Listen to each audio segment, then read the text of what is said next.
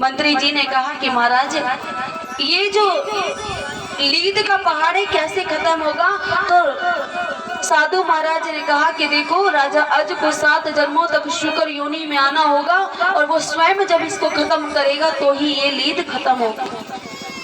क्योंकि कर्म को जब तक आप पूरी तरीके से भोग नहीं लेते हो वो आपका पीछा छोड़ने वाले नहीं है। ये बात सुन करके मंत्री जी वहीं पत्थर थर कांपने लगे और निराश होकर के लौट करके आई हैं। राजा को सारा वृतांत बताया, राजा भी कांपने लगता है।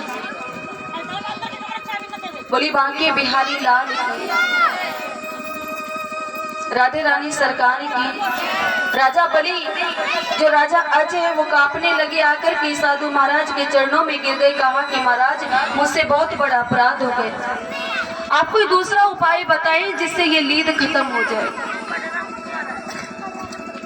तो कहा कि संत बड़े परमार्थी, कि जो संत होते हैं संत का तो हृदय बहुत ही कोमल होता है। संत ने कहा कि एक काम करना, तुम कुछ ऐसा कार्य करो, क्योंकि अभी तुम्हारी ख्याति है कि राजा बहुत धर्मात्मा है, बहुत दानी है। कोई ऐसा कृत्य करो जो सब तुम्हारी बुराई करे और तुम्हारी बदनामी करे, तो ही ये लीद खत्म होगी। कहा कि महाराज मेरा तो स्वभाव ही धार्मिक है, मैं ऐसा कौन सा कार्य करूं। साधु महाराज ने कहा ये मैं नहीं जानता।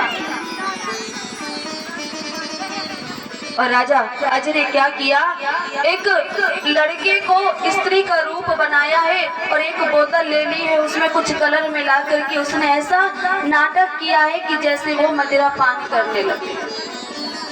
लोग सोचते हैं कि देखो राजा ने पराई स्त्री का संग कर दिया। ये सोच करके राजा अज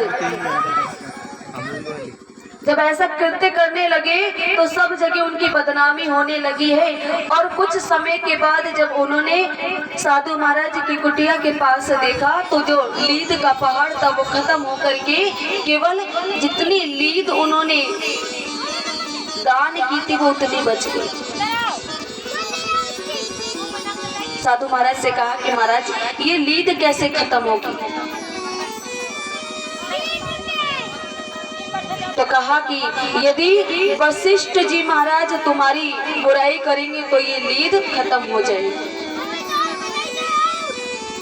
और महाराज राजा अज भेष बदल करके वशिष्ठ जी महाराज के आश्रम पर रहते हैं, वहाँ सेवा करते हैं। और जब सेवा करते करते काफी समय व्यतीत हो जाता है तो एक समय की बात है, राजा अज और साधु महाराज के चरण दबा रहे थे और चरण दबाते दबाते उन्होंने चर्चा कर दी कि महाराज आप जानते कि राजा अज आजकल पर स्त्री का साथ करता है।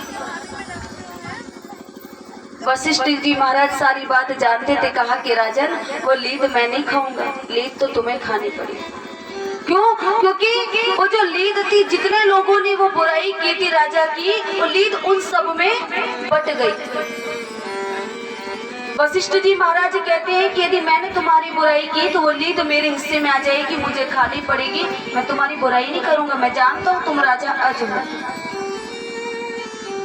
राजा अज वहीं पर शर्मिंदा होकर के वहीं बैठ जाते हैं। कहते हैं महाराज आप मुझे कोई युक्ति बताएं जिससे वो लीद खत्म हो जाए। तो कहा कि जाओ और साधु महाराज से वो लीद मांग लो और उसको अच्छे से सुखा करके और गंगा जल के साथ थोड़ी थोड़ी रोज ले लिया करना, ऐसे वो खत्म भी हो जाएगी और गंगा जल के साथ खाओगे तो आपको कुछ पता भी नहीं चलेगा। राजा अज ने ऐसे ही किया। तो कहते हैं कि आप जो भी दान करते हैं वो दान आपको 100 गुना होकर के फलीभूत होता है, वो आपको वापस मिलता है। प्रेम से बोल देंगे जय श्री राधे।